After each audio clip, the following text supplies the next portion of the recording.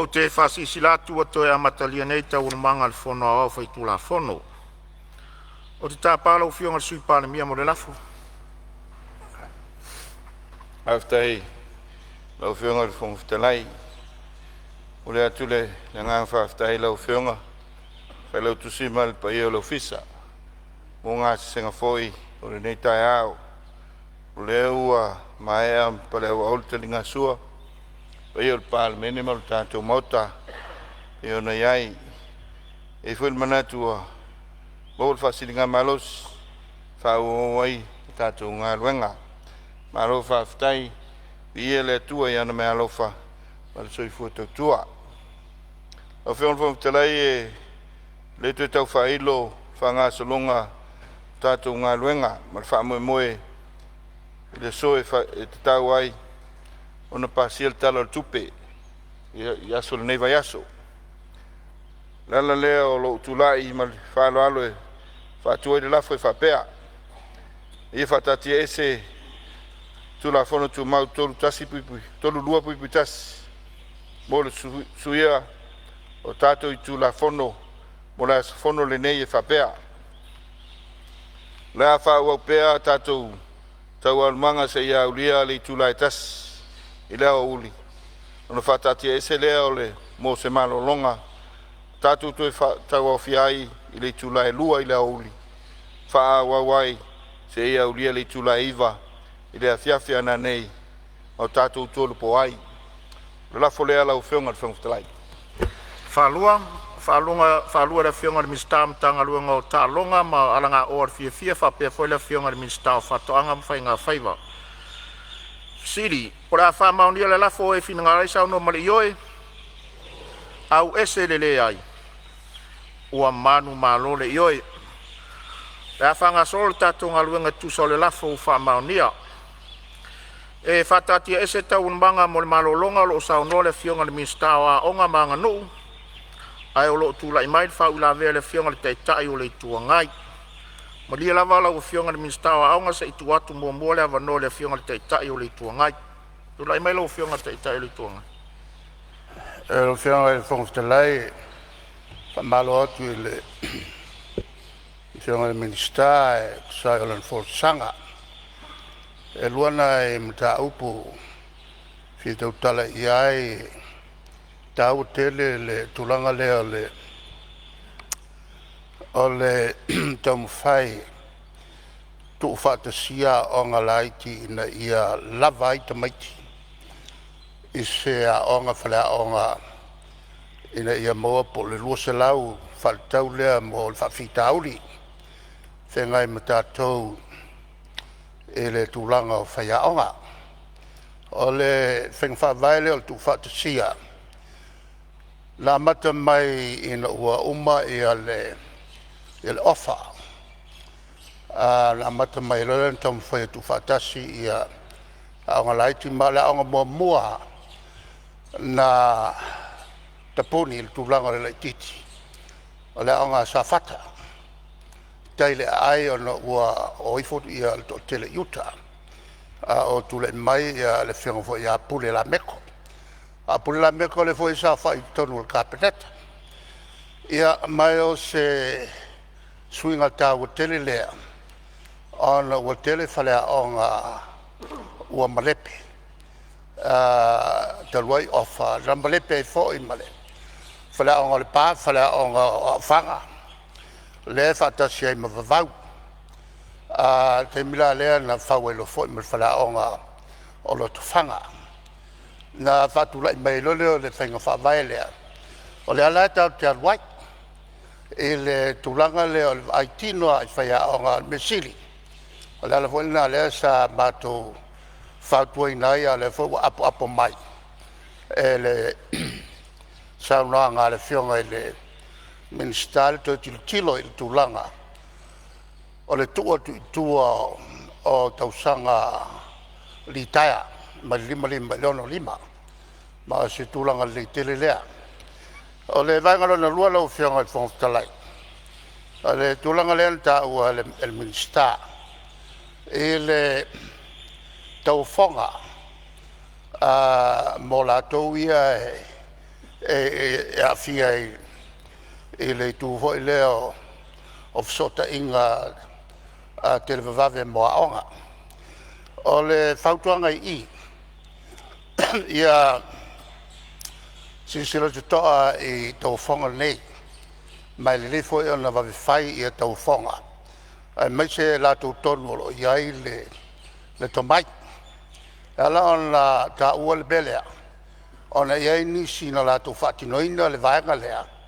Ke lea whale kongu a kulai mai ai. I nga fo i tau whonga sa whai i no fo inga whatua au matu nei. Ia nā se whautuanga mo whatinonga ngā luenga a whale tonu. E a fia umaiaka ko kumalo. Lano winga lai le o se mea whai whapito le tūlanga o whautua tuai. Ai mōli le leo a o ngā tātu whanau.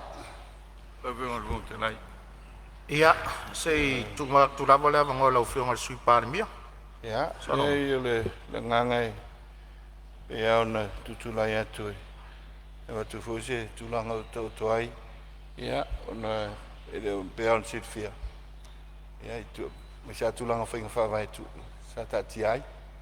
So wede sa sau noa i le tau whonga sa whaatino ai. Ia, i le pai inga taluai. Lau whionga le whonga talai ua whamawina le tūlanga o le paititia o whai aonga me se whale aonga. Ma o le nganga le nā tonu le whainga whawai to ilo ilo. A le tasi le nei mata upu e o mea le teimi le nei manuo o mai le whionga ile. Te le ai tū malo manu mawhianga o lo te talo e vai whai al whale aonga i ale. Ia, manua whawhonga mai. Ia whainga whawai whaule na tau whai atu ai. Na ia consolidata tātou wa onga. Ia, pēo na sau nore whionga le teitai ure tuanga. Ia, o futia na walu whawhita uri fo na iai, pētai. Nau te ingo le malo, tu e tapena, ia, whainga whawai le lei, mo nei ni ma le lumanai. Sau no fwoi le whionga i le teitai ure malo, i le tūlanga, o le tuangai, teitai ure tuangai, tūlanga tau whonga. Ia, i le pale mai o le whainga malo, whatu tue le tu Samoa tasi. Ia whawhita uri, ai maisea, i le iei se internet, ia onga. Lea sa tau mwhai e whaise whafo tala whengai, si teimi wawi. Lea la mo mafuai, o na whate e atu le walu se lau afe, whatino i le internet. Mai o lo ia, isi awala i e mwhai o na whaonga ina, teimi tala whengai. Ia, pe a mata o na whale tonu isi awala, mor si rifia, tolu awala i mwhai o na whaonga ai, tūlanga o tātou satelite, tūlanga o tātou cables, ia mai se fwere tūlanga o tātou wifi, e mwhai on whaonga ina ia ia le connectivity i tātou waonga. Ia, ma le sosone atu lea, tādian malo, le ngang whalor. Malo whaftai lo whionga i le sui Palemene, ia, o le aima wātou na whua, ia, o whai pōpou au whainga whawai. Ia, o le mai o mata watu o leo tula i mai le sui o Vai monga wha lau whionga. mai sangano wha manumori, ia tula i mai. Whaftai tere lau whionga mo lea wanoa. Lea i whuisa ngai a ngai Vai monga wha tula i mai. Tanoa wha alele lau whionga le minsta, me se whoi tali mai i ta upu sala ngai suis fono. No le sa whea le tu malo le mātou whalea ngā whau le ma lifa le pia primary a whaftai tere lo sau noa lau whionga o le ua a matawhanga solo ia sota inga wha teknolosi ia au le i talaina aloa ia le masina fau a taluai lau whionga o leo sau noa marino le whionga sui Palemene le toi le longa whainga wha avai ia manatu ao o le tele o aonga tūlanga lua ma korisi. Ia sa wha vai tu malo i tua mo le anganga. Ina ia awhiwhio matala au ia alum whanau i tu malo i tua. Ia peita iane o maitawina pel whatu mulia o le. Matoa aonga le malefa lau whionga. Se sisiliane whainga wha vai lea ono le. O le whale aonga fau lau ei nei. Ia o tapula ao le. O le tolsu limana i le tolsu fulu walu ia tamitia aonga le potu aonga. Ina i mawhainga whatia le whaia aonga o na o na wina i alum whanau ai a faila o le a whatumauina pele whaatumulia o le mātou aonga le marifa lau fiong. Ia tal tono foi o le whaingatā, foi le isunga I whaiaonga o na tau mawhai e au tauina I alum whanau. Ia le mawhai anu tu oa le rolofi e mai o mātua e fia au mai o la tau walo I marifa. Ia o le ngangana na inu whaavai ia isi a tātua aonga tulanga lua ia tua I tu malo mafia o ngai tua. Na io a ngai pe alum whanau le tu malo I tātua aonga io mai on whaavai. Ai pe whaftai o le maua le saunoanga o fionga sui Palemene o le la toi lo whainga whaavai ia. Ai na un toi whamanato atu lau fionga I le whainga whaavai le mātou lau mua le marifa e whaftai mila vanoa. Malo whaftai sui, whaftai whoro whinangal. Ia, o le maua atu na fua. Ia o le toi mati au whainga whaavai, pe whon saunoa le fionga le sui Palemene. Ia ia fio anga e to la iti ia alunga whanau. Ia ma se vaenga volele wa tu iti ai ma lau whainga luenga. Ai a o mai fori tala whātai ia pia. Ia wa to tele alo ma whanau. Ia wa vea fwoi malu tau la ngā luenga lea. O le wio lea. Ia o le maa wato lo ua maua mai la fionga le minsta whaafi tau lia. Ia la whea tu la wa fionga le minsta le fo ia o ia whaafi tau. Tu mai la wa fionga le minsta. Ia se on sa ima la wa fionga le minsta lo ia i le whaau la vea mai. I le sui o lo whaau la vea whamole. Pasale le anga todu. Tula mai sauna. Tai moro o noa whaasau ina o le sauna anga matongo fia le fionga minsta. Le sa o ta uai I la ulaunga tulanga leo le school connectivity. Mana ia tire nae wa mai tau watu le la tui whamarusia. Pau tulanga le te tauna tuatu I tau tafa lau fionga le minsta. O nai tutonua ai oi ia o tulanga lua. Ia e pena tasita I lua te tol computer le lo iai. Pe vai la o fionga stulanga foi le fai statu fo fa vai. Wa mata tatu se mal paperwork mo me yo api me fa pena.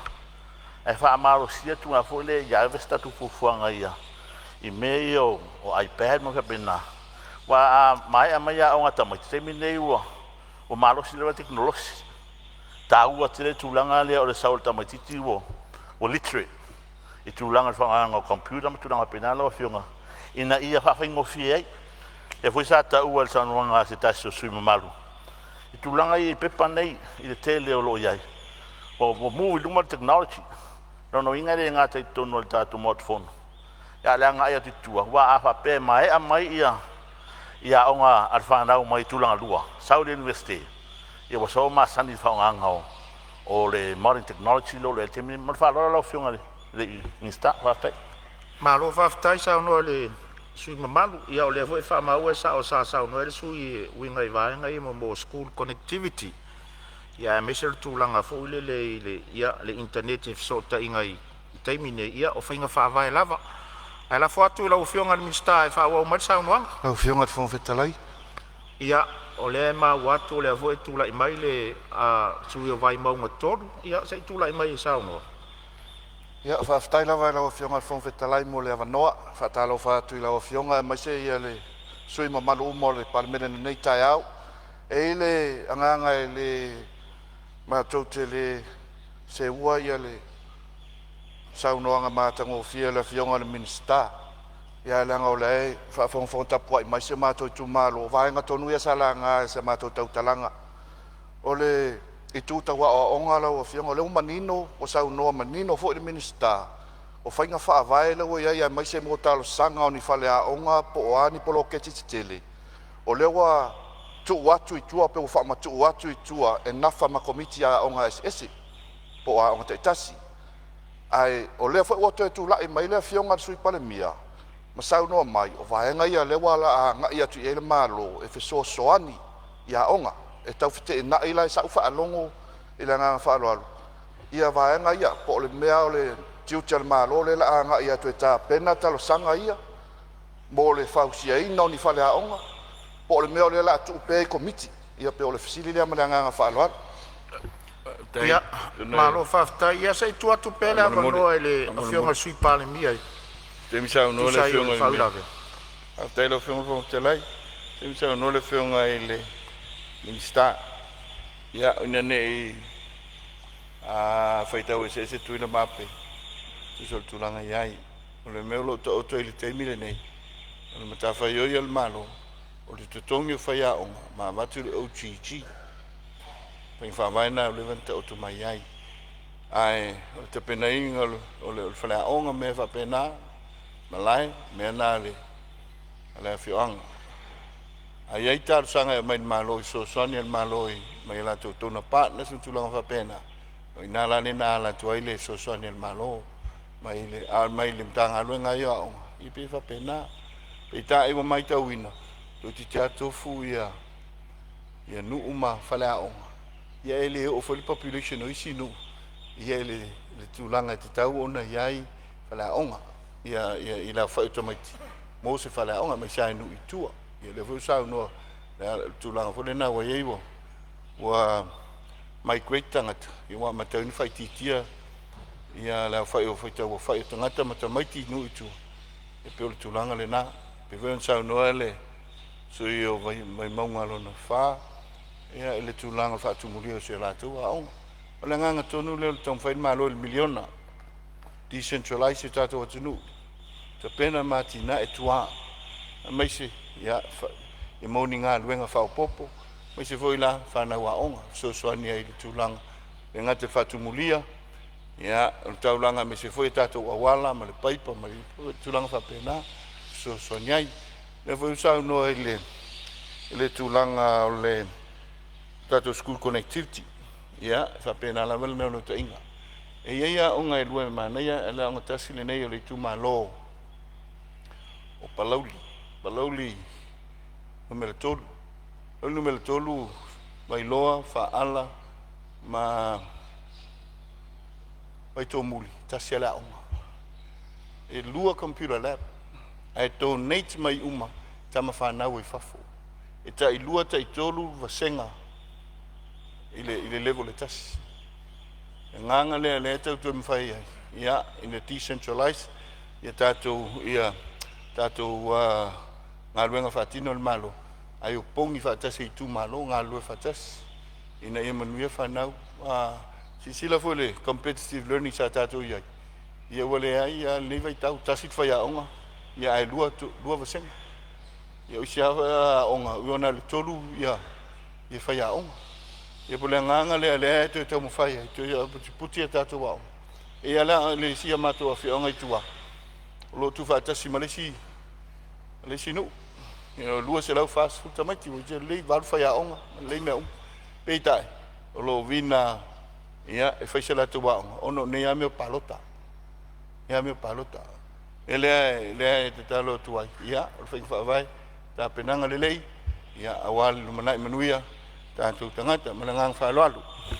Malo sa no lo fionga i le sui Palemene ia manatu le ua fionga vai nga wo ia sa whaaloalu, e tautala ma le avala o fionga ona ele imanino le, ia le vaenga sa ofisiringia whaapolmole. O le tūlanga le whaamatu atu, i le komiti la tau te tāpenaina talo sanga mo ni polo ke te tele, mo whale aonga, po o lea fe soani le matanga luenga, i le whaatumuina o talo sanga ia, pe o le vaenga lea ona o lea na o sa valia la utu malola o fionga le whongwhetalai. Mai o le whaailoa mai anisi o pule aonga, e le o iaise a ngā waa ia la tau e whaatumuina ai, ia pe pa talo sanga ona, o lea whatua mai atu, na tāpunia talo sanga na awala atu le, malo o whaatasi, i le vai aso tua i lau fionga. E se furu fitu i tū lau, o le pepa whaatumu. Mai whapena fo i le tali mai al tō tele o isi am pasara o fionga o atu nuu ena tō lau mai. E whai asi na te le o le tāpenanga mo le talusanga ina o ni whale aonga. Ia o le talusanga na ia manino i lau fionga man whaaloar. Ia, se on sai me lava se e mo lau mo le whau i lavea. Ia, e te ui mua mai le no fōna talatu leo le avano, langa leo e sau no sao ai o le vaenga le na. A le vaenga le na e sau no i le la whaamanino atu le vaenga na le fionga le sui Palemene. Mo le solonga le o tau manga le tato fono mo le ngā whalo. Tu mai lau fionga le sui Palemene. Altai lau fionga le. Ia, le e se nau te inga e whetaria. Ia o le nganga. E le manino. Ia whamiri atu pēr le o atu se tatu. Le nganga maulalo. O lo tala noi le au te lenga. Le au te lenga o te mili nei. I pia whapenalwa e vaenga o lo iai mata whaioi. Malo. ma komiti ia mafioanga. Pei tai olo titilo se o tamu fai titilo se o telenga. Ina ia to tulang ton ututuila fatetainga malo ne tatu. O lo centralize la to waonga. E tasi le primary school ia pe lua foi ale tu malo. Ai fai uma ele malo fale a onga me uma lon fatinonga. Ia fa pena foi ia la tu kolis tasi kolis ale tu malo. Fa pena le tulanga. Ai ja a sila i se leni u faalu e las luas futo sang. Ia o. Ai o le maintenance mal tulanga le wae. Tonga. A to tu tilo na ile si luas futo sang ai fa wa wa fa vaile. Le mau tupe o tatu tangata. Tu fa popole avenga i lunga ole. O lunga ole tulanga i hele so i fanga i tua. Mai se le uti o fa soa. Le ne vai tau. Le winga le lunga fa vai. Pe ole alanga te tau te tilo malo. Au mai grant me au mai tako tona so ani ai tatu wao. Ai o ki nice le malo fa si no fa la o mal tulanga. O le nganga pe ande te le sa no ngal mota. Tato asset management, tato infrastructure. Le tato famasinonga, le fale o loiai, tato falmai, ia fale o malo, e o ai tulanga uma, e o ai tele o fale au, o lo fale tonu. O na winga il vai Lautele, tau on titilo, il mele wa fasolo nungal tau ta, ia fausi ai fai au, tau foi mana ia tato nu mafioanga, le te talo atu lea, ia e manino lautu sila. Ia me sele tau fai le fionga mista Nang falon.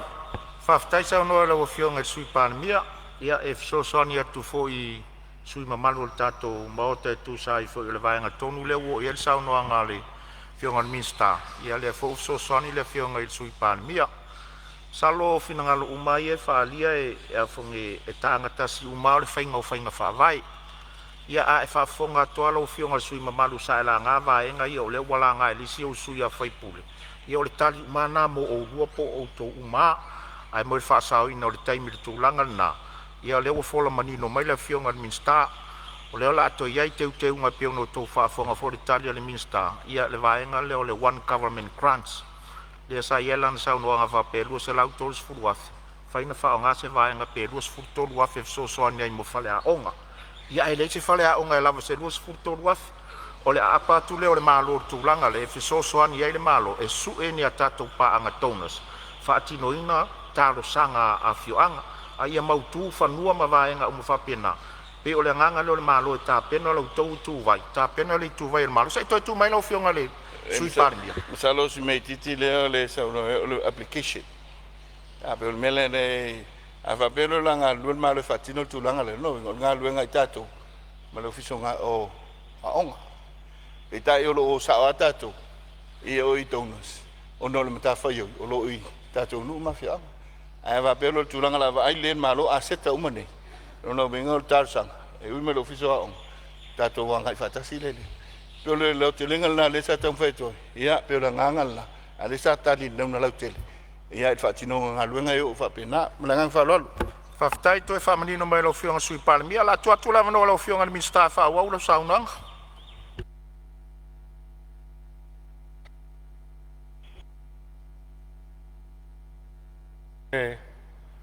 Fonotaga mo le faftai le fionga sui Palemene mo le sosani fo i fa malama nisio o fa baio fo nei o le whainga o application nei mo a onga fo. Ai a whapea lava mo kwa le mawhai lava e le komitio a onga whaatumu le form lea. Io lai whaanongolongo mai le mtanga luenga. Whaanganga e le mtanga luenga tala no iai fo te soani fo le whaatumu inga le form.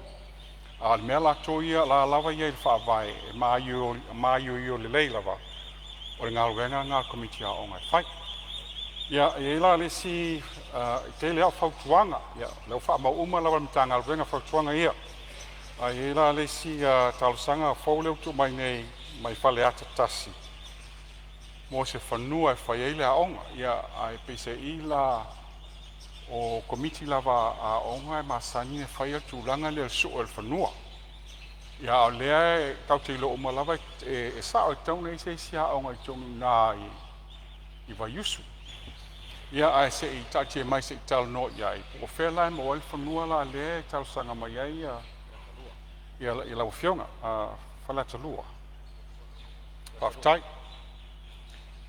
Ia, o le mta upu muli muli lau whionga whenga whetalai. O tongi whaia onga a mata. O lo iel whioswani al maa lo. Tawala atu le one government grant. Mo tongi whaia onga ia. E ono supasene o le one government grant. E tongi ai. E whaia onga a mata. A o lewa iel whioswanga al maa lo. E tongi whaia onga a mata. Ma o whioswanga ta ua ma le lei mo le lumanai. O lea la o le angalu I ael mta angaluenga. A onga pisa si ma mta angaluenga o tupe. Mo le whaatala noa ina, ma le fuafuaina o le nei tau mawhainga. E me whai ai o na tino mai tu tono le 5 tausanga. Lau whionga al whonga whetalai. Le nale tali o fasili na tu mai. Ma whautuanga foi o tu mai o wha mamau uma e le tanga luenga. A o te fia wha manatu atu. O ao o ngai leo se mtawha ioi na o le tanga luenga. Po le minsta. Ko se whai ngā mālo. Le ai o mtawha ioi o tātou uma. Te tau tino atu e iai lau nau ta inga e ngā lue whaatasi ma sui whai pule.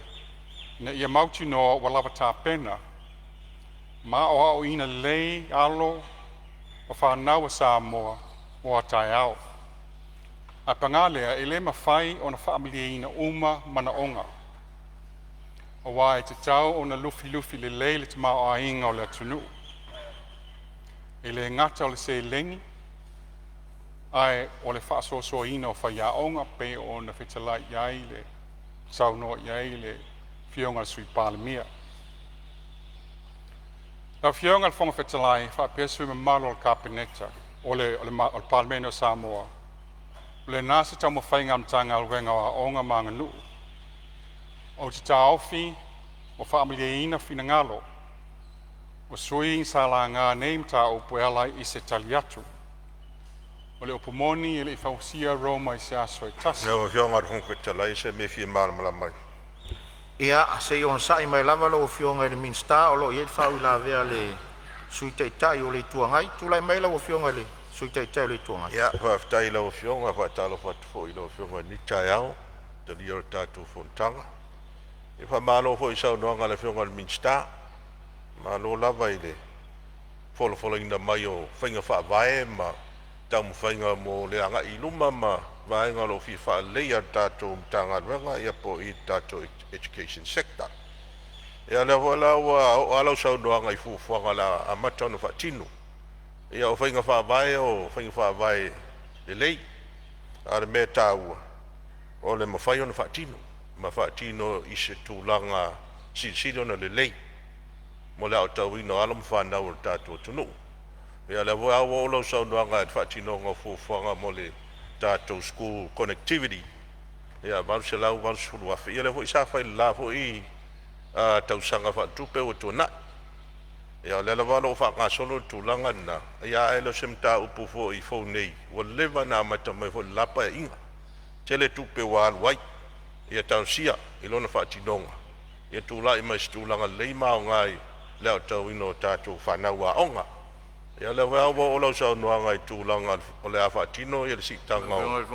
Se ino le retirement age tūlanga ni taia. Se ono sai mai lava lo whionga sanga. Se ono sai mai lava lo whionga sui teitai o le tuangai o. O lo iei le whau la vea le whionga le sui Palemene se tūlai mai lo whionga sui. Maria la whionga. O le whau I la vea le o te tūla iai. Ia e la whau I la vea, mai whau I la vea. Ia ono o le tali o le malo le tula ia tu malo wa matan tal maria lo fionga sei tu le mai le fionga sui Palemene. Ia familia tu le la mo o le ofteling ala no matu tong fai. Ia ono lo na nau e fa fonga nga Samoa ni tai sein I tau mo fai. Sau nanga o lo la sile te pena fai fa vai. Oni foi meu fai fa vai. Ia wi I le lei ona I tu le lei mai tu ai le fatinoina. La nganga le nai nei whapea mai o le la amata na alu whai whawai le ai. O le whai e silsila ina ia mai o iu. Manino le whiunga i le. E le sui teikta e le tuangai.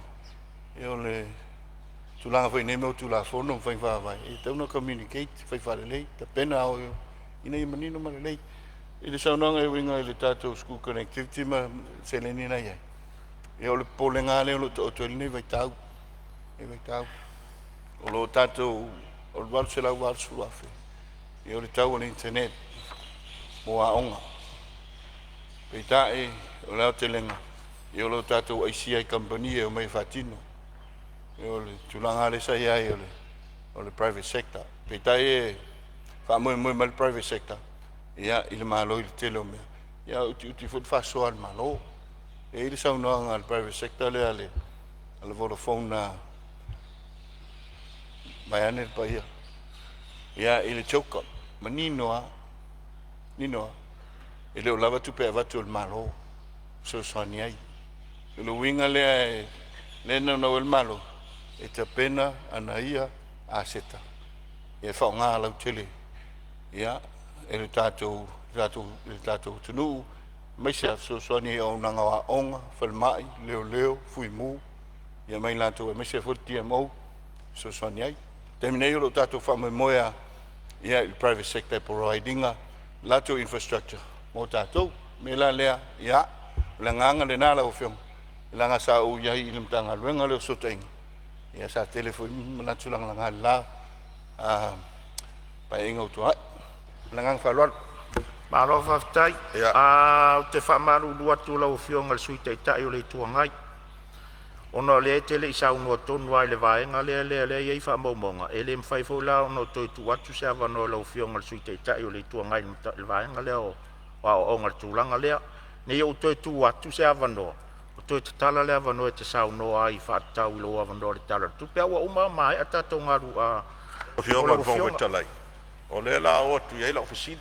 O ar fisiri le no tula i sau tula i mo me opidi ta me tia o ala sa ta le sui te ta le ngai le fa ma o pili fo ta me tia o ngai sa o ngai ta o puta o nga langa le fa ma watu tele sa no ia au te tala nei le avano o fa lua la uno avano e winga le tala tu pe vai nga le e fa ma no to le fionga sui te ta o le tu ngai e tu sai o tatu tu la fono tau te alu ale ala fu e fa tino i tatu nga luenga le nganga whaloalo. Nau whionga e sila i wha maunga tātou whonu. Sau tā ua o ngā fua, ta maitia o ngā amata, e tau i le korisi.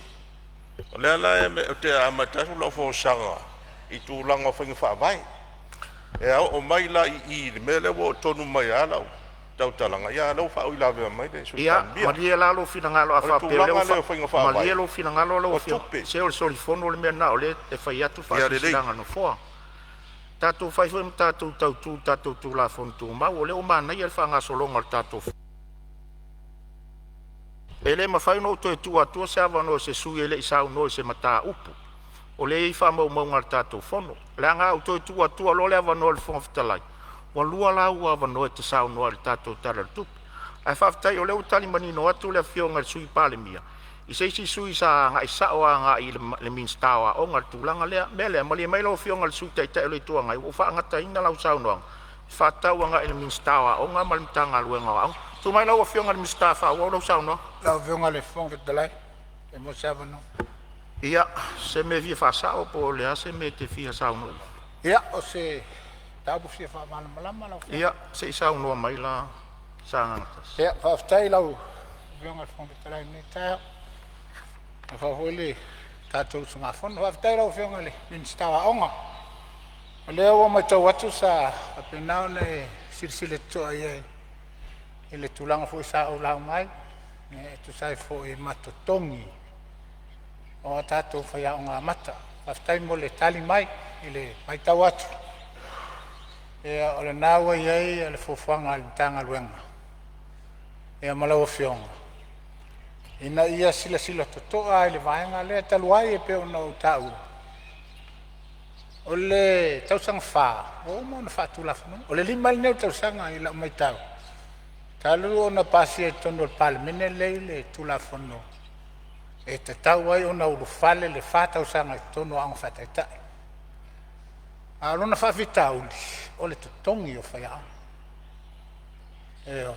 E leo ngā whatia la le tātou mtanga, luenga malmalo, o na whaise fuafuanga, e tutongi ai, ia matuu, ia whaiaonga o lo whapenana o tawina le whātau sanga. Ia, i tutono le payroll le ofisa wa aonga, po le mtanga luenga wa aonga. A le alau mai tau ato le whau e tali manino e le tulanga. E o le afa penao na sila ia i tutono le nei lima tau sanga e te talo malanganga ma o lalo la wafeonga i le minstawa onga. Talu ai. E le mawhai ona tau fia ai le au ino tamaiti o ma le temili ne.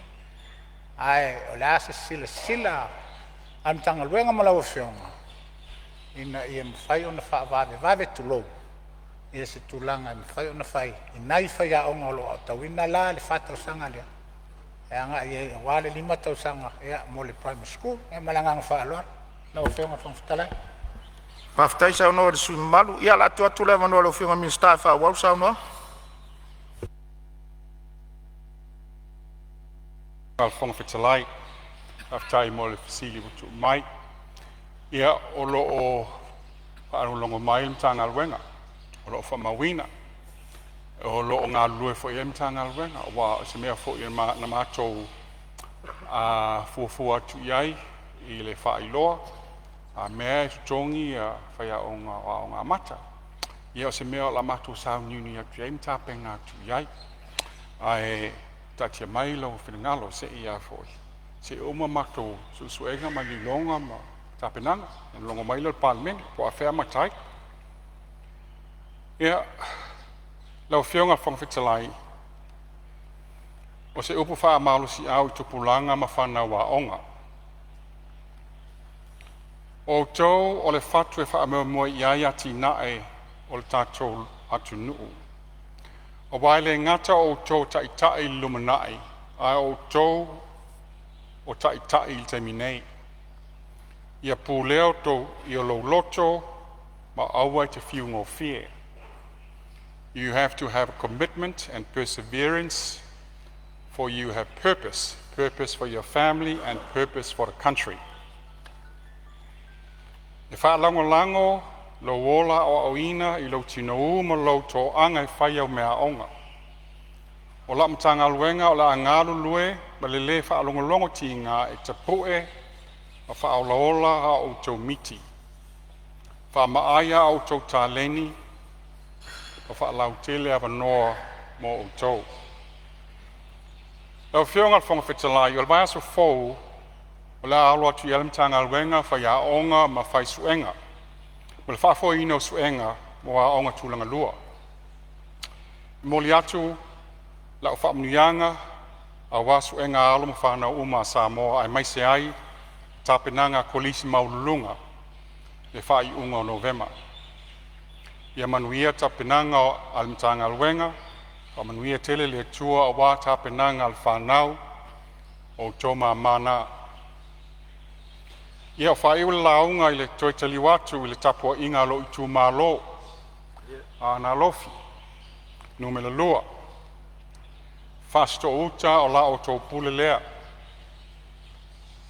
E toi muli atu la o whaftai mo le whakto tuanga o tu mai. O lea o la aunga lue malosi, e whātau nuu la nawatau na wholaina atu i le tūmalo. O lea la maua tātou tasi tesi ma le 8 miliona, whaapopo iei ma tupe tutoe, na mauaile o le tupe le la ititi ma ilalo ma le lua tesi ma le tasi miliona. E wha o ngā whaalelei, o le whaalelei ati le tūmalo, ma le tama o ainga, ai le o atu le iaiu lai o tau sanga fōu. O a onga uma le whanau, ai meise mo a onga USD, e tutongi mai le se leni lea. Ia whai se tātou plan po se tātou ta iala, o le isi 5 il se fulu tau sanga, e lufi le iai le tupe, le mai le malo. Ma o le neita iala, e whausia le tūmalo atoa, e le na o le fono whaavai. O le fo i eilo wha moe, mātou se ngālu lue whaatasi, ma whai pule o tūmalo a ana lofi. Tasi, tolu ma le wha. Ina i mawhai ona fōfō mamao ni whale te tele po infrastructure, taungatā ma te tele, e benefiti umai le luafe whase lau o le population po tangata o whasto uta, o le se fulu ono afe o tangata o ana lofi. O le se leni ato mo i tu malo e whao a ana e balu miliona le tausanga, te lele na se leni. Ia, e tele nisi wha mnuianga mo a ana o le ainga. Whai tu malo, tolu mingstar wha masinonga, mingstar o aonga, mingstar o suta inga ma tenkolosi. Ia, malta maitai sui fonga whetalai. O le tele o tausanga o tu ina mai, le taimi o tātou wha iloa, o tele o tausanga o tu ina mai le taimi o tātou wha iloa, manisi o tama li ima tina na sāwalia la o klinik i le pisi. Ia su tō nai. Ia malo o fisa foi. O lea la o iei le manatu o lea tau mawhai e whaatino i tu tōna 5 tausanga ia nei talasanga. Talasanga nei watu o mai. Ia tō fia le leila au whainga alwenga al whona whaavae. Ia maua al wha maoni ma le ami o tonu. Whaalelei awala ngā lue a meise le awala lea i au tafa al falsa e whakasa. Ma awala ngā lue alu latu i sa tui se i o i le pale. Whaaleleia bai tau mafa. Whai se fofo mo le vai lepa le i mata ili ili. Whai tali ngalu i tua le whalefono ma le aonga le whakasa. Le stala le fono whaavae i ngā luenga whaavai taimi. Mai mana o mia fo ele tu malo ni whanua ngā lue. O le fo iwa mai e ona mawha aso ma le sui whaipule ua tuana i nei le sunga ia ai ono tile. E moli atu la whaftai le swafa mo ngā luenga le uma wa whatau nu. Ma o le a o lango fo i ngā luenga wa uma na fuafua ai lei whatau nu ina i le nā paia inga. O tātou ngā luenga mo le manuia o le tu malo e whaawau e whai whaatasi. E moli atu la whawhitai uso na mātou tau wā, tō wha ia ape leo lumuenga, te sunga ia ai ono tile mai ono mea pelo. Ia, o uma le whilinga le tu malo, tātou ngā lue whaatasi, mo le manuia whasto uta Samoa. Ia whaamanuia le tua le ao le malo le malo, ia fua loa lo soi fua. Ia mamao ni ao ngā solo le sui le fono sui tō fia. Ia mamao le langi lau fionga le fonga whitalai. Whaafoisia le soi fua manuia le fionga le li Palemene. Maua le soi fua, ma le langi mamao le sui Palemene, ma mingstar, o le kapeneta whaapea mingstar lango lango. Soi fua la le lei, le taitau le tuangai, sui taitai, le sao whaapito, ma le lai tua le mota. Lo whangia le usu ngā fono ma malu al Palemene. Manu ia le tapo inga si o tu malo, whaifa manu mai langi, a walo o tau whaiva whai pēr, e ala i whai te talo mo la o tau au auna. Ma le langi le tapo inga i a inga o Samoa, i fue la lafo mani to ngau sia, i tu la toa o le usonga tu mua mpule. Manuia le wha no manu a le ainga sa le vi. I iai le file mua le tua le Palemene o Samoa. Soi fua. Ua whamalo whitalai, o whamalo saunoa i lawa fionga i le Minsta, whamalo tā pena, e tu sa i fo i o lau saunoanga matango o fie, i au whafonga le maota i nisi vaenga sa la ngā iei finangalo le maota, e tu sa o le matanga luenga o a onga manga nu, whawhitai tā pena. Ia o mata watu o saupel whasolonga i le lai tu o le maota i le mamalu o le kapeneta, ia o le avanone watu inatu mo le fionga le Minsta matanga luenga o soifua maloloina. Ia o lo taimi nei manuia le saunoanga e tari fwai tau ai fo i nisi vaenga. sa whaadia iai fina ngalo le mauta tu sol talo le tupe. Ma le nganga whalo alo.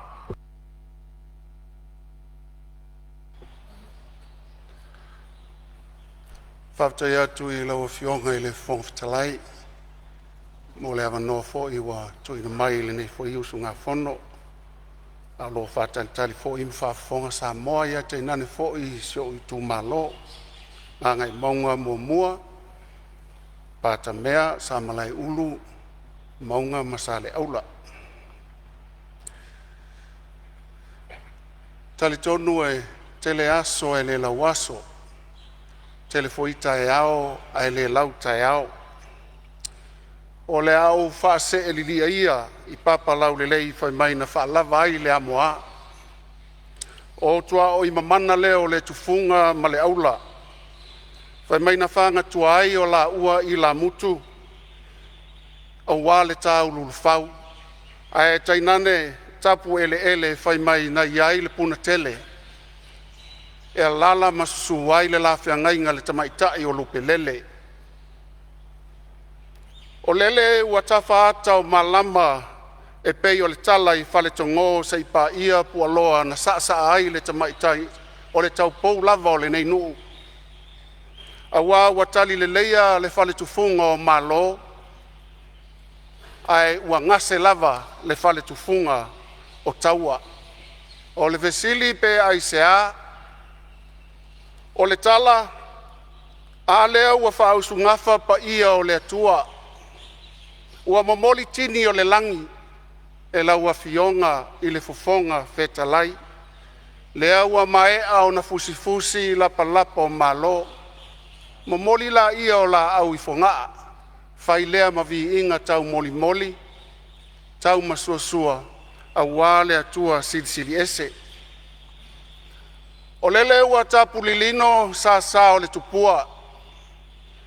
O le tupua ua o leo ua malae tau ave tia fau. O tua o le pea mawaitangutu e fio ai le afionga ia fau muina. O ia lava o le tupufia. A fio ai usoli. A lala ta iai ila ua o no fuasa. A o le mamalu fo ilea I le tau waitu. Whapea le sau wha inga mātua. Whai mai o le malae o le tanga tia e whauwhau wai tia o le tau tianga. A le malae fo I o le whautuna tangi a Samoa. O lele ua tapu vai tasi ai to uli o Samoa e 50 ma le tasi. Se isa ili mafua a wā se manuia o Samoa nei tae au malua.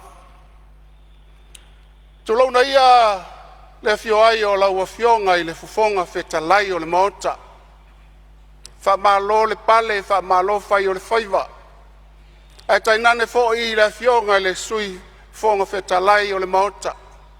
Se e mai ai I le fionga I le tamaitai o afa masanga.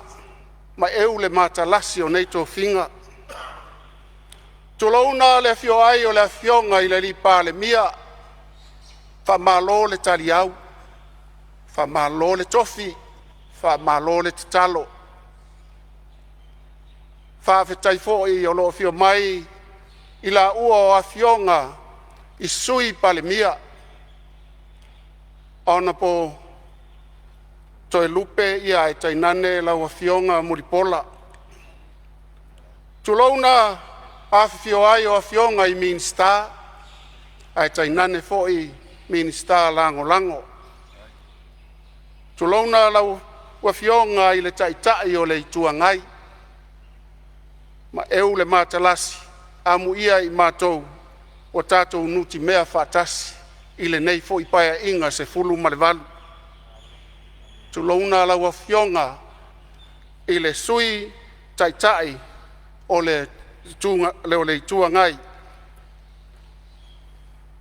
Tulona lau fionga I le sao whapito, ia ai tainane, le pa ia lasi o sui o le Palemene o Samoa.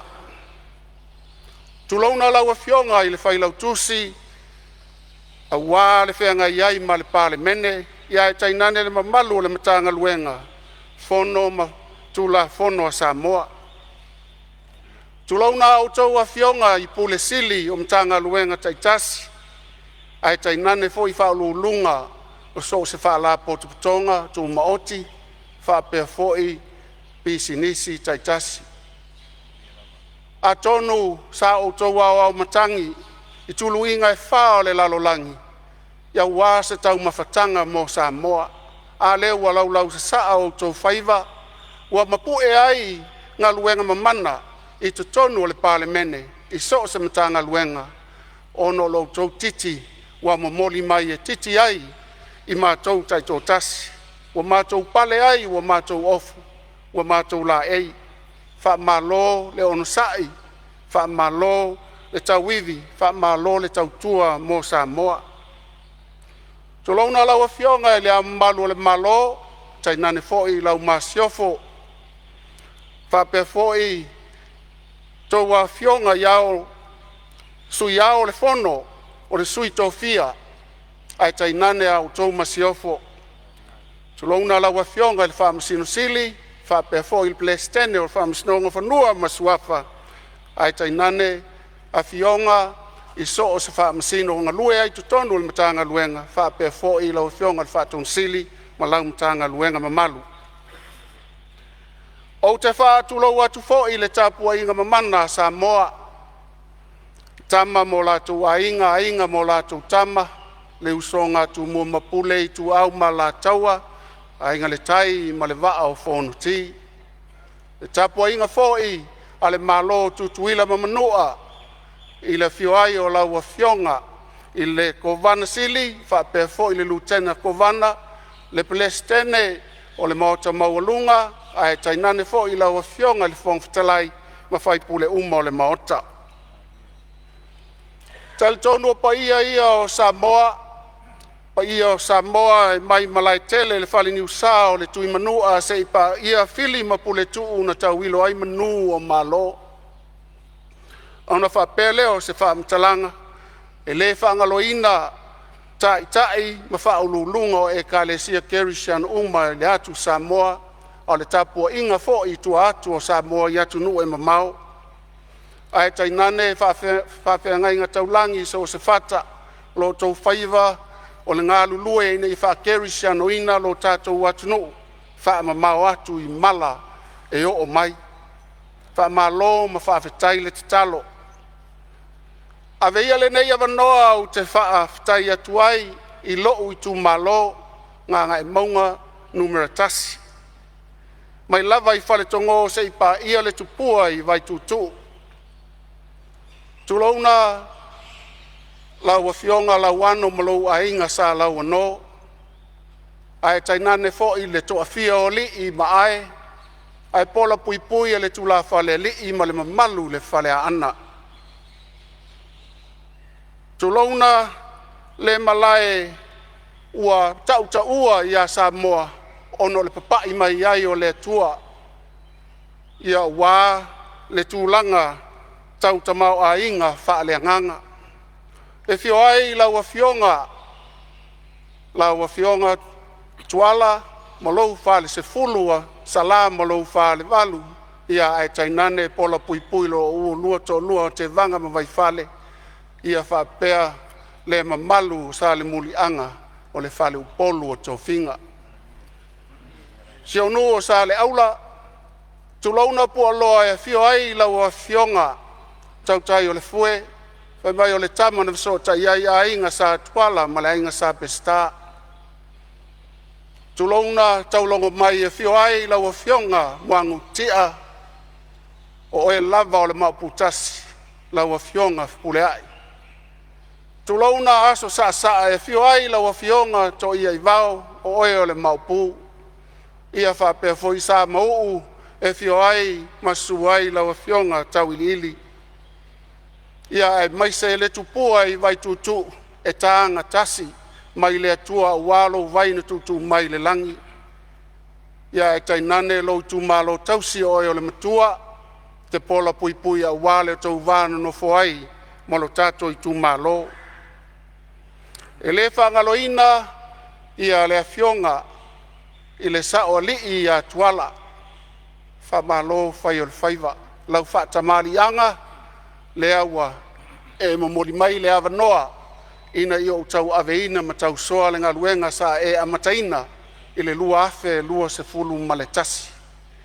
Ai tainane foi o tātou soa tau lau whionga lau ano ia whapena foi lau a whionga lau whitalainga tua whe talai te vanga.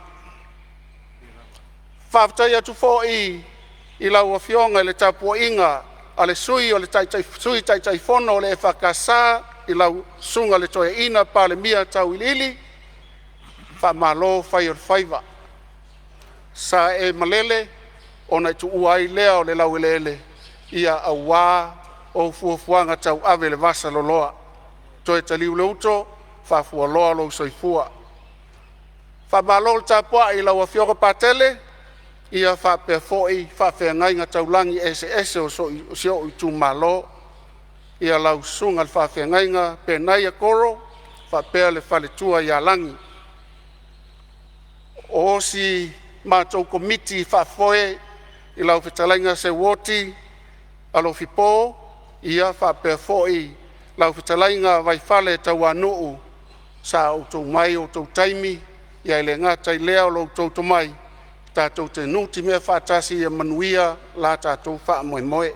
Ia e maise lau whitalainga alo fiposi osi sa e ngalue puno wa i ele eise taui i to tonu o pia nei o lea lava sa tu matila o ngaluenga na whai. Ona whapea leo se mātou whamtalanga lau a whionga le taitaifono, lau a whionga le whonga whitalai. O le a mata atu se mātou tala o le nei matanga luenga o le soifua malolo ina.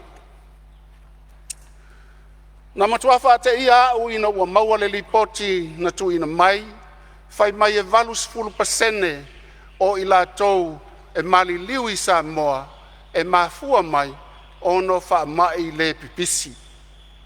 E mafua mai lea ona o tau mafa ia po le soifua i tutonu o ainga, the lifestyle. E mafua na wha no noalo o mafau lau whionga i le whonga whetalai. Awa e fōlinga mai e whaingo fie na tineia ia ngase. Ona foi, e mafua atu i lau ai tulou, ma lau ai, ma lau umukuka ma le tatou umukuka, le mafua anga o le mali liu o tele o tangata. E le mafua mai le kalesia, e le mafua mai le whale mai, e le mafua mai le maota le nei, e mafua mai lava i loo whata mala lau a whionga le whongfitalai. Aisea, ono inale amatanga o mea umba, e a mata mai lava le tau mafo le vai, tau mafo le esi, tau mafo le popo, mea uma na whapena, ona wha iti ai leo wha mai le pipisi. A wafo, tātou te tau sa ili i se fofo, ai o loo tali tonunga, tātou sa ili e pui. Pui, whawhita uli. Ina nei a vea le nama o sia a vea, ma wha mai pisi mo i tātou. Ma au te tali tonu whapena la wa whionga i le whonga whetalai. A o mai e mafua ia tea, a wafoi, e le te tau, ono u whaatali, se isau se fo mai e vaai lo u vai. E te tau no o vaai lava au i lo u mai po le ale mafuanga. Ona whapea i leo se whaamtalanga. Wo o mai ni fisili se tele, mani fautuanga le lei, mai le pa ia ma le mamalu o le fono usu a Samoa, ia e mai se to o taitasi o le tātou Palemene. Mai le lei lo whaamtala ina atu, mau tutu, ua maea na tapena ai, e whainga malo se ima vai atu, ma o loo whaauau e le whainga malo le nei. O le whale mai lalo manu, pe ona iai nisi o fasili, mo lou si la fia lau a whionga le whongwhitalai ma le mamalu o le Palemene, ua maea na talaina ia te sema luas fumat wha, ia le whale mai lena whaateleina, whaatasi ai maa pitanga, a wafo mai i to tonu o le malai. O se fianga le nā, a wasa ngā lulue i la tou na mua e tapena lo mātou o mai. Ua mai a fo i le whale mai o pautasi o na tatalaina ia te sema luas fumal wha, ia le faateleina o le falemai faatasi foʻi mapitaga o fomaʻi i totonu lava o poutasi o le falemaʻi i sa taua ia mo i latou na laugaina le vaega o se tala fiafia lenā tou maitauina ua tatala le faateleina o le falemaʻi faapea foʻi ia pitaga a fomaʻi i totonu o sa taua le gata i lea sai ai se sui o le tatou fono lenei sa ia faapea mai ua mafua ona le faataunuina le falemaʻi o lona itumālo ona ua vale tuulima fuafuaga tauave a le matagaluega e leleina ou faapea atu o loo iā te aʻu ni imeli mai aʻi latou e ono fanua na mafua ai na le faataunuina le falemaʻi o lo itumālo ina neʻi me ane e taulepua ma lafo mai faamolemole filifili totoʻa au saunoaga ae leʻi faia uae sesē ia saunoaga ou te taumanino atu lau afioga foga fetalai ia o loo iai foʻi nisi o falemaʻi malia fenoa le finagalo o lau afioga le minista o loo iai le faauila avea sai tulaʻi mai le sui o falataimi samatau o se mea fia fasao po se mea fia famamala ia lelei saunoa ia gai le o tāua lo matou itumālo e le afioga i le minista ia e le mai tau atu e o le matou itumālo le agai mai le saunoaga lea ia leʻi avatua se faaseā i le lē faatinoina o le falemaʻi o lo matou itumālo o le faaseā na avatu faatoʻalogo mai aʻu toe tasi le vaiaso fai le palota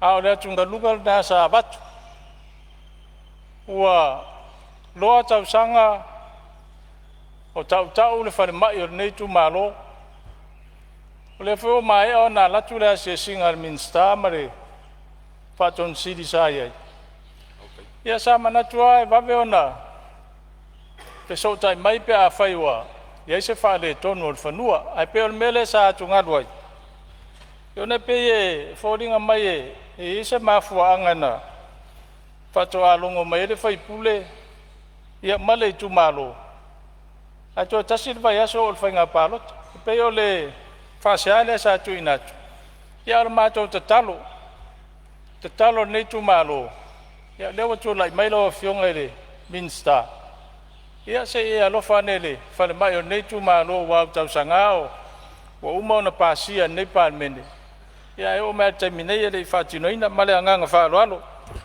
malo faafetai ia o lea ua maua atu nonofoa le finagalo o le afioga i le sui o falelatai ma samatau ia o le tulaga foʻi lele o lē sa talosagaina lesi foʻi faiga malo ia lea ua fatoʻa tolusefulu ma le iva e aso le afioga o le minista ia toʻaga lou afioga tataʻa ona toina mai lea e le afioga o le minista ia le tali o lou finagalo faaua ma le saunoaga lou afioga o le minista faafetai lau afioga i le foga fetalai faafetai foʻi i le afioga i le faipule e lelei lava ona faaetete lafoga lau afioga ona iai faamaumauga o le asa sefulutolu iuni lufulu lima te ai le sefulu le taeao tauaoina ai e le matagaluega le imeli mai le ona le fanua ae ao leʻi faia le fanua lea lau afioga ua uma na soa le pule i totonu o le itumālo o ai la sesē o le falemaʻi soifua maloloina pe o le afioaga ma le itumālo le mea lenā nei mea ane no fai atu aua le tau le pua balafo mai filifili totoa i upu e ave ai lau whaamatalaga ina nei mea ane moria i tātou le tai o le tala ia ina le fausea ina le whare mai e whai tu malo i lunga o mātou whanua ia malia whenua le finangalo le fionga le minsta ia se toi tulai mai lava le sui o whalatai masamtau te whesosoni atu le mai tau atu tau tō tā mai le fionga le minsta sila le minsta i le proses sa whanga solo i whatinonga o whaimai whaitu malo o lea na ofo ina atu le whanua i le mata ngā ruenga.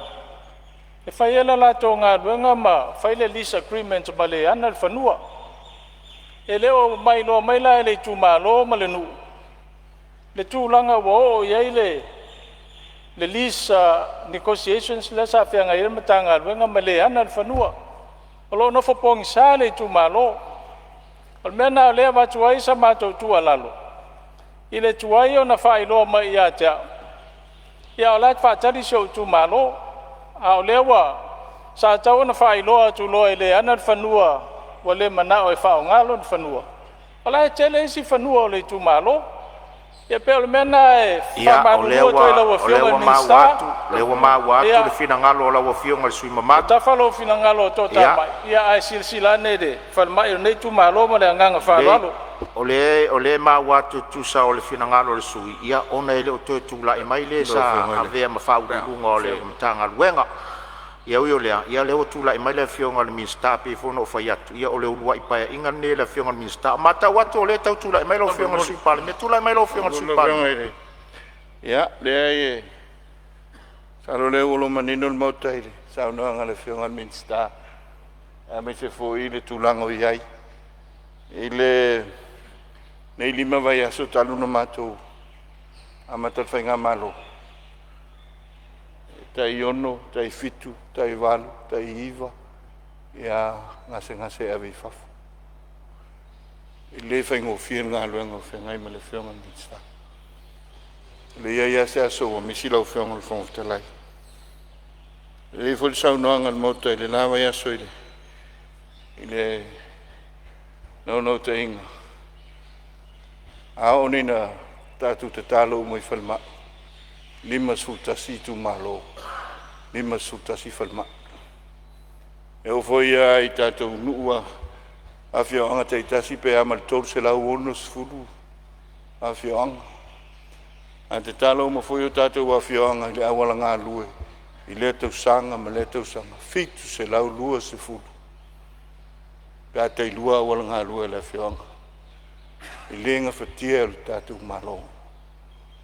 O le ana lea e tā ua ai le tūlanga lo tau mwhai atu. I ai le tātou asset management. I ma tūlanga whai insinia tino i tātou ngā luanga. Ai sea, ina ni tali pēle pol kiki o le o le palota tulanga whapena pe ona sau i tau sanga i tele. Ai lenga whatia le lumana i nei whanau. Sa i whale mai i le whianga o le whionga i le tumalo. Ia i sai whaile le whale mai i se mātou tumalo i sa whata i whausanga. Io e whaftai o lo tumaut whale mai i putasi mea sa iai. Ma lalo manu. Sa i whaile le medical center sa i sa napu. O le to iai wa ave whal mai uta. Medical center sai loto fanga. O le to iai. Me lea e sa ana aputi mai nāsu. I le asset management le tam whai atu. Antonu e le to talo le whionga mitsta. Ala winga lea. I uma vaile nā whasu to sanga. Tātou wanga i luma i ta pena le manai manuia o le amatanga fau. Ia wā se Samoa manuia nangang whalwal. Whaftai sau noe ro whionga i le sui pānia. Ia e isi mea la wa whionga i le sui mamaru o leo a sosa i atu la whionga sui pānia. E leise anganga e whanga i tutu i le sau noanga le whionga i minsta ia po le whionga fo i sui pānia. Alanga leo sau noa le whionga i sui pānia e lima sfultasi i tu malo o tau whasoa soa. Ao lea sau whaari manino. O le whare mai o nei tu maro. O whionga leo manino le. E lua paia inga wa umona pāsia ai. O whionga pe musa. E le te taula o na toi alu le whasolonga le lima sfultasi tu maro. Sei ono sai mai lava la o whionga sui mamalu sei toi tu atu le whionga sui pānia. Misau no mai la o whionga sui pānia. Te musa e tala. E manino i o la so vai nā vatu. Sau noanga al mota. Al mota. Le sa vean Palemene. Whaloalo sau noanga. I le nauna Lautele, i le sila whawhai pule, e alofa ia Samoa. Oe, si atu nu lai titi to a tolu piliona, levan tau asa mai le lua te si malfia piliona lona GDP, le ua o le tolu piliona. Aisa, wha le atua, wha le alofa, wa ai Lautele i tangata na i lor palota. Le winga le tata fia toa. O le nauna Lautele o le saunanga a toi utei o le mota. whionga le Palemene, o te tairu tua ngai, o le sa vea ma, Palemene pa inga te luai. Oi, o ilantou, ia, toi tai o mota. Sa ai filo le tau whatuino le tātou malo, e o malineu te tātou, la matanga fau, oi, tātou ngalu lue, tātou ngalu lue. Tu ia la unga le palota, ia la unga le palota. E whapena atu ele o whaiato se si tu angale usau noa le whangal tutui. Ia o langanga le nā e te talo atu ai. E ai tele tā leni o le atua o tu. Fo ina ia i tātou. Whao ngai le alofa. Whao ngai le alofa. Ia so matu vai tau whai le alau whenga. So ne tuai. Ia manuia le tātou whono. Whaftai sau no lau whionga sui Palemene. Salo le mawatu e le no foa. O le afia le saunoanga la whionga le sui mamalu whala taim sa matau. Ono umana whai e le whai unga se tasi o whainga malo tu ona i atu nei. O le alae saunoa ma e le sui. Ia ai malia i alo whina ngalo le o soani atu na no foa. Ua wha maui atuana minsta malana sa mala sa i le napa ya inga. Ai tu mai lu wha atu tuanga le minsta fo le o iai. E alo vatasi lu tato wa. Ia i fo le manatu lau whionga le minsta. Ia se ia malea vaenga langa o le fo i finau le whionga le sui whai puli. Ta maori tu malo. Ia ono le tali na toi na atu le whainga malo o tona i atu. Ia alo whionga le whai puli. Ia ala fo mai le wha tuanga le whionga le minsta pe ono whai atu. Lele ia to se fast food aso tauna se e mai. Mele nga whalole tu mai lau whionga le minsta wha wau sau noang. Whionga le whawhitalai. Nā tia whaleo le nganga whawhitai. O mea tūnua rea sa tau mwhaitua ni tu malo. E whawhitai. Whamanuia le tua le whionga le minsta. Whaftai mo lo whinga mamalama, ia whaua sau noanga lo whionga minsta su fu maloloi. Whaftai o whionga le whongwhitalai, ia o whoine telele le ulunga i lau whionga le whaipule, ia sa o le lei lava o la awa iai le paketi a wale wha moe moe, pa o lea ia sa ili lei mai sta whanua le lei, ia o na tāu si whiangainga le whatau nuu le wha moe moe. Whaftai. Sa iai nisi o sui na Fetalai ia pesa uno foi e winga ile tatu fale mai tua sivia wale fatile ina. Lau whionga le whongwhitalai. Ua mai a mai foi e ala i tau mawhainga a tātou whainga malo wa tuana i atu nei. O na iai le lua sipulu eka o lea wha moe moe wha tino ai le fale mai mo sala whai i le lau mua i sale lolonga. O na iafe ngō fie e le ngata i le tu sa lenga palauli ma fa solo atu ai au le tu tane fo asau se yo lava si o fanua ia ma o lo ia le fuafuanga pe na vatu fo i le na vatau e fa moe moe o le paia ingale nei e ono fai ai le tato fa le mai telelea i sala fai i sale lo longa lona winga fa e fa tau no lea ona fa i titi ai lea o ngā luenga e fa tino a wale whaale le ia o le whaale mai tua sivi ia wā fo i lo tātou motu tele i sala whai. Le ngatai lea, na whesili nisi o sui mamalu o le tātou Palemene, o na ua wha i tia tupe sa tuu ina ia mawhai o na wha angaio ina ai, ia tātou tui pui pui, ma tū langa wha pena. Mo le sila fia e le maota lau a whionga i le whonga Fetalai.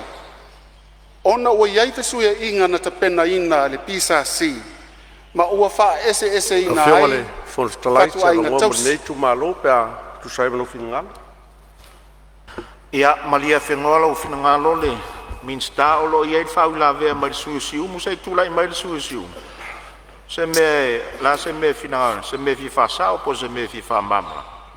Se vai ngai fia fa mamlam fa ka kile la ia sa no ia. La va no me la whionga le Fetalai o nei tu malo. Talinga fia longo foi le saunga le whionga le minista. I vai nga ta ua foi le atina enga le tatou malo fa tai le pol fa so la whionga. E taluai ona la se ese mavaenga tulanga o vaenga o falmai. Whionga le minsta le soifua maloloinga sa fea sa matou tala le tārsanga e tuina atu. O ngā sa anga iaku ia le whainga malo ua tuana. se asiasinga o le afatu se falmai se o matou tumālo si umu ia na taoto atu lava i autafa lau afioga le minista matou te lē gautā ae matou te fa'aloalo fo'i i tulaga fa'atatitia le tatou faiga mālō lo'u taoto nei ia ona sa gai atu le asisinga ia o le ala lea sa matou tutuli mata'i ai le vaega lea fea o i ai le finagalo o le faiga mālō a fape fa'auau le vaega e pe ona i ai ia talia ma le agaga faafetai ae taoto atu i autafa lau afioga le minista o le soifua maloloiga faafetai lau afioga le fogafetalai mo so matou avanoa Malo saunoa le sui o siumu ia o le alava fa'amauina sa e talosaga fo'i le falemai mo siumu ia vasaga fo'i ma le tali le anitu atu le sui o samatau ma falalatai tatou talo ma tatou mo le talosaga i le atua le finagalo o le minista tula'i mai lau fioga le minista fa'auasa ia se tula'i mai lava le sui o fa'asalele'aga numere 3 ia e foi semana atu o le ale o e se me fi fasao tulaga le falmai le tu sivi se me fi fasao po se me fi fa mamlama lo la le sa utano ia tulaga o tiutilo ia moenga o lo hapena ona ia ngasi waftai lo ma watu fuanga ma tatu malo tulaga o le foi o tatu falmai foule la foi salonga e foringa mo sala fai ato pa onde tau le mau le nei tu malo la fionga minsta o le falmai e wa tele investment da tatu malo lo e to sivi a pe fatino ia e motule e falmai le sala fai salonga as fina la fionga mon malo ia operate pel tatu falmai na to sivi e nga ro mo fu nan wenga smart tu malo ai vai ne history ato falmai le tu ale le ia mal puingal matonu sa fotura fai mal matonu fo sufanga per mailia ia awani lusinga ruenga na tanga tolo ia fai sa lolonga fai to sivi tatu fai va pena le wa ese mai fo no sabes non o talo fo na la fionga de sui pan mi ma tatu malo ia fai pena i fai pe officer o e ke tai fo ele need mo le officer ha stonga to sivi ai fai pele main salon apena fo per mailia to sivi o te le tu pe tatu malo walwai ia tu mau pe awani ave sia moto ai fa wa pe me nga fa ra fa stai ia faftai lo fionga de sui mamalu a fasale langa todo ia le o le nga faftai ia le we sau no ia le tausi o me to tino tato malo a faftai tu atu la lo fionga sui pan mi o lo tu la mai lo fionga le fonftalai wala na no atu lo fionga to e sina fia fa mamala sei ono sai malava lo fionga ile sui tai tai o le o yor tai tai o le tu ngai sei sau no lo fionga sui pan mi ia pe le nganga le na le o pose li lo le to a lima vai aso le fionga ile a le fufanga me fa vai ma la ngai lu mana ya to no lo to mai fa tuang fa ma wina fo ile le nganga le au mai o le nganga le ma no to inga ia ina ya tina sa la fa pa wa le nei ia ne le fa tino le fa nga malo fa pele ma to le taliat ai tatu sile le o telenga ia ma le tulanga ia matou tatou sota i sten langa farol malo faftai lo fionga sui palemia ia lo mai ta wato lo tu le mai lo fionga le tai tai lo tu ngai se me fia fa mamla malo fionga pe fia masa as me si fa mamla mai malo tu fo ile sananga le fionga le minsta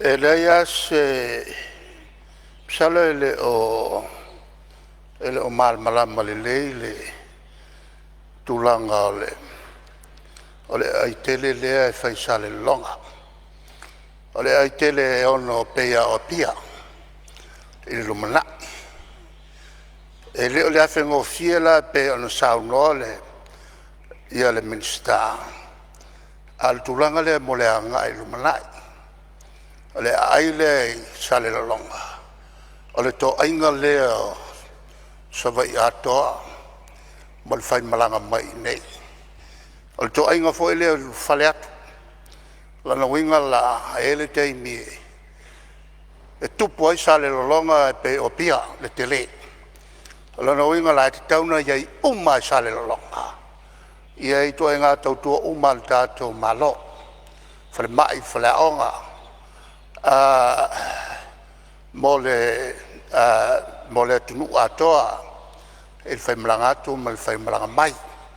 Le ala fwoi lana lai na whaavaele ai lea pe o na a matafofo mai tau sanga e a whaifu salau wal tolu e au mai uma ia i tau tua a o whale lalai oi tai pe o le whale mai i tua sivi e mwhai an whaau pea e a wae te lele se leni la sosan mai ai e le malo Japani e mwhai an whaau pea ma tui titi ai foi ia ngase e au mai i sale longa o le tulanga tonu le la e le o se ai na fau e afe ngofie a le ai e fau o le to ainga atoa leo o le tatu atunu atoa mo le atu i sa vai ia ma le o mai fo i sa vai i uponu nei ana o si whamarmanga Malo whaftai,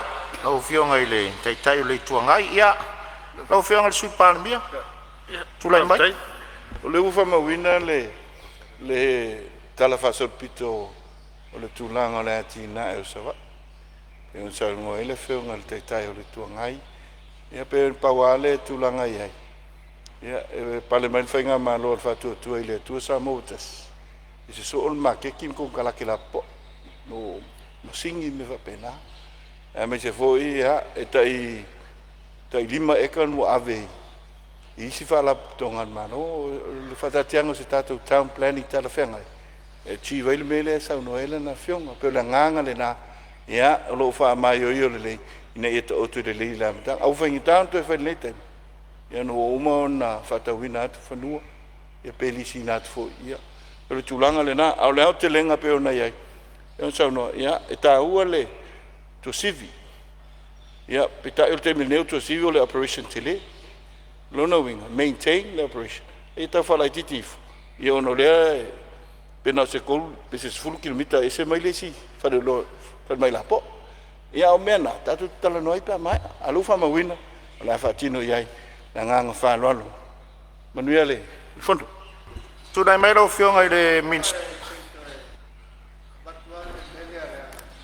Ia, e se sine le anga sao ia saunanga e a fe valu se lau fixu ma le lua ia eka ia na tō mai e sale longa e whai eile ai tele lea 5 miliona le tupen ave e walu wa tele le avo i le fe ese e sea i o tausi le lanto e wha fo i eile a fe fase lau ia eka e tausi na fase lau eka le la wa ke le ma lava ma koe i le lava e mbole ai tele i sale longa le la o tuol mele na iai le saulanga na pa iai i a e afe valu se lau fitulua e kol malianga le na sale longa fa pe foi mal Palemene o le sale longa la fai il fuofuanga mole fausia le ai tele lea o lewa maua tu la whionga i le teitai. Toi sosoniatu le la Whaftai, ia ono le matanga luenga o leo lo tari fwai tau mai vaenga na langa langa le mat. O le matanga luenga o le soifua maloloina. Ne te ua toso i tua le tato mta upu. Ia a vaenga umana sao noa ila o whionga le teitai le tua ngai. Ia e se fo le minsta e ufua ngā whanua ma whanua. Al melea, o le fina ngalo ai o le minsta a whatase e fo i masuisu fono. Ia whapena le fou watu i se whale mai mo sali lolonga. Ale foi mau tu sortari mai la fiong al sui Palemene ono e fela ta isale longa mo to sif ai ni o tato o e tal ela la fiong al fong sta fa mal mod ela ona o to e fa mal mal melia ono sa noanga le minsta nalan fail mele i o la fengo fie ela ko tu ato le ato ma dia mai o fa ya le o ma wa cake by o fale i o le o ma watu o le ua mauatu le vaenga lea alanga o saunoanga la o fiong e fōringa mai wo ai ele ma whanua ma fua ngā whanua e se la le minsta le vaenga le na a le minsta ia o lo tari o le minsta o le soifua maloloina o le melea ia se i o atu fo le na vai taimi pea o le taimi e tari ai pea whape i si O se leo langa ke nga. kongo kua i mele ngā sauno Elminster. E a whengo fie. E le Ia. le nganga nā whai me i. Ma lia lo fina ngalo ona o le upu afe ngofie. A le wa ufa amatala tua. E la i titi le taimina e sauno ai le afe ngofie. A e tele le taimina e sauno ai. I le tele o eka ma le vaenga na o iai le fina ngalo o la ua fionga ma le a fioanga. O le mele wha maluru atu le vaenga lea. Ona o le minsta i o whare mai. O le minsta o soifua maloloina. Ai malia whengolo fina ngalo. Ese mea i o langa. E leo ke malamalama. Ia. O leo ke malamalama. A ta manga le. Leo o le project a toa. Leo ke malamalama. Ma lia lo fina ngalo. La taua una sori fono ai malau o fionga tele o whanau i mai fonga fitalai. O lea fo e mau atu o fonga fitalai le whaamaru Lautele o lo fina ngalo. Ina ia peisa le longa o pia. Le la e va 12 so sani no fua. O le minsta o lo turai. O le minsta o so i fua malolo ina. Ilano lalo o le portfolio. Ai malia lo fina ngalo le vaenga lewe saunua langa. Lewe saunua whalau e tele. Ia e leo le taimi nei e talia le mta upu lewe saunua. Ia e au fo in ta. O whionga sa fia ka upu le lau. Ngā fia uma ka upu ia. Malia lawa fionga le taitai o le tuangai. Malia lawa fionga le taitai o le tuangai. Le alava e mauta watu e le a whatangata matu atu le tātou ngā ruenga. A ua mata watu fo ilong nau nau tā. Se upo o le atunu e le whaiwhaiwa whaasuru se tautai mata pala pala. O le alava e whaatangata matu atu le whainga le tātou ngā ruenga. A le vo umata watu peo na e whaafonga atu. E le tari mai whanua le a fionga le mistar sui fua maloloina. Leo te mai tau alo fina ngalo e a whengo fie. Alanga wo o lau saunuanga i vaenga i o ele ma whanua. E se la minsta e o le vaenga le nā. Tun mai lau fionga i le sui Palemene. Ia pele nganga le nā lau whionga. Ita tile i o le no fall from stalai. Awa tala ngona le alofatu. Ngona le alofatu. Tau manea tu ale paia inga. Unga ios fa inga vai ane tu load mota.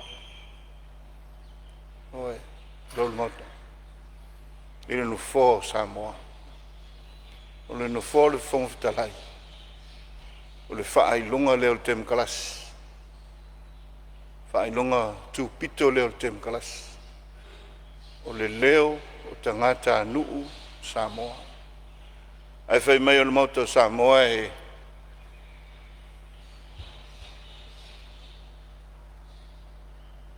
ta ui te whaaloalo. Moleanga nuu. Le whamataina mai e tātou utu tu amo matua. Tātou te wholau ai. Iala le ala o whengol talai. Mātou tutu la ea tu e. O lea lava e saule so sofa lea tu lou. Ina ia whawhafonga mai lea tu nuu. Ilo lātou leo tu lou. A leo mātou te tāno atu ma lea nganga whaaloalo. Au ngani atu. Au mai sawa noa i tupulanga fau. Mai sawa noa. Au mai sawa noa au mo Samoa ma le tupulanga fau. O mātou tai lima se fulu ma le tupu. O atu a leon no se fulu. O iei foi tangata uhu le fio mai le Palemene. Ai sea, whainga nei. Whainga nei. O te tālo rea. Tālo lea. La whape whea ea le numana i o Samoa.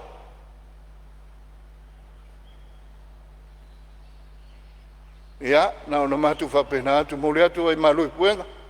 Lau whina ngalu. Ia, awari whatau tainga o le tātou waso fono le nei. Taro la valea i le atua. O pese ai masani ai o tu amo tātou matua. Le ala mai le tae au. O a una uta oto. A moe fi le mu. Lango e ta maa. Le atua. Lo tu soi fua ma lo tato wola. Le o tato wala fai mai. Apo e le atua o tato. Tau ma whainga. Unia nea se whono lau whiongale. Whong te lai. Maro whaftai sa uno lau fionga Lau supa. whiongale, whowhetai. Watu watu lava ia e se si me fia sa no ia ile vai singano lua. Ia o lea lava lau o fionga Fonotaga na singa vaenga lai titia e fia fa malmalama sa unanga matango fia le fionga minista pe mo sa no lau fionga. Ia sa no ia. Sa no ia molo no. Fa tai lau fionga Fonotaga. Ia eleisa nga so poutu a sa no ia le fionga minista a o polenga nei te wa lele mamao le tia. Ia ai le vaenga wa fia minista sa fa penao na vatu el tar sanga le nei tu malo. Ia se vaenga fia fa malmalama lau fionga Fonotaga. Tau tala fa to manino ia to for file mula o fionga le minista. Ia ona fa tai o lewe e fa ilo mai le tulanga o fufanga le malo sa tula mai le pa inga sfurfitu. Ai au ona o fa manino atu ila o fionga. Ele I fa tele ino le matu fa mai. Sa ia va nga e lua fa le lua sa fatino. Ia o lesi fale o fo mai. O lesi fale e lema fai ona tawhia I mai. Ai pei ona fea I se talo sanga lau fionga. Ia o tonu lau taimi nei. Ia anga tonu I foi ni o mātou langona I lau fionga. Ia ona o le mātou whare mai. Na o le lua wot po potu e tawhia I mai. Ai wha moena I le potu. Longa winga. Na o le valua mai I mwhen tawhia. O le tu maloe a mata mai lava siu a sabe pa ia matia I tu au. E te lele matu I tu malo, ia peo le ala ngā e toe tatalo toi lau fionga. Ia e mo mia a whainei e watu se mai tinga ina, wha mai pese tu lou. Longa winga le mwhaintau fia isi mai tinga ina le. I potu ia, peo le mena le ngā ia tuai se talo sanga lau fionga Fonotaga. E tau ana toi fifa malmalama I manino ia le fionga lo tulai mai nei, ia ole se papai atuna ma le ngā whaalo ala whaftai ma le vanoa. Fa malo sa no sui sa fa ula vea le sui o vai singano lo tua tu lava no lo fionga le minsta fa o lo sa no. Pa tai lo fionga I le Fonotaga. Ana se noa e to te isi mai le tu langi lea. Se manu o te o tu lava ia I lato uma. Ia. Na mua sa no na mula ulu sa le Malia fe noa lava la o fionga le minsta o no le mai ta watu lava lo o lo ia fa ula vea ma sui fo le alupo se tu lai mai lava la na len sa no fo le vaenga le o la mtanga luen. Tu lai mai sui fo le alupo. Tai ma le no lo fionga Fonotaga. Pa pena fo I lo fionga le minsta o tanga luenga malosi. Ona o ia matu I le sui mamalu sa no nei. Ona o ma vaenga lava leo la tunu sa tuina atu se tu alalo le nei usunga fono la fionga le minsta pe a fase fina ngalo fia mana o mia se isi fo mai tai to lua male lo ia il temi nei o le lo eta ua matango fia lava fa aftai mo fale ia pitanga pe na eta ua ai pe ni sa no vo le sui mamalu motopoa le mana o mia lava se isi fo la potu o wale ia o la tau fata o tolia le se mai mafo angala fionga ma ta o yo lo sa no anga fa tele ino le to tele e fano to low ono fa mai le pipisi e monia sa o le level sa no anga e o ma to la fanga to low pe me foi na sa bato e foi se to lalo pe le ono fai lava se clinic ona sa ia lava fa mai fa tu malo la titi ane e all mato no e le anga au wala e fa si ingata ia tina mata mama to tua ia ai fia lava to tele I fa mai nei le pipisi as a fa pele fai ona fai se medical clinic ai pem fai fo no mai tua ia nai ta mai ta fo mai e asi mai te mama tina mata tua le si voi tu alalo sa tu inato el mato le nei sui la fionga le minsta o le lavale o le fa toto ngai na o le lavale o ni fala au lo yai tele lava na le panadol ai is fala au mana mia la fo mato to low lava to fala au tau ngungu fala au ya ave se nei le tinga tino na mia lava I le falmai le sa tawa ia fisosoani fo ia wā ia ngaruenga whaale soifua maloloina. Whaaloalo lau whaftai mo lava noa. Malo haftai ia e manatu I finangalo uma o whaalia e ngai mtanga luenga le fionga le minsta. Ia olo so solo lava nga ele soifua maloloina le vaenga le o whale mai ma fo mai. Ia ai malia whenua le finangalo. Ona iai fo le si tiu te tau ave o le minsta tu so wha la pretonga tau i wha la wha fo se ima wha vai tau whatunga.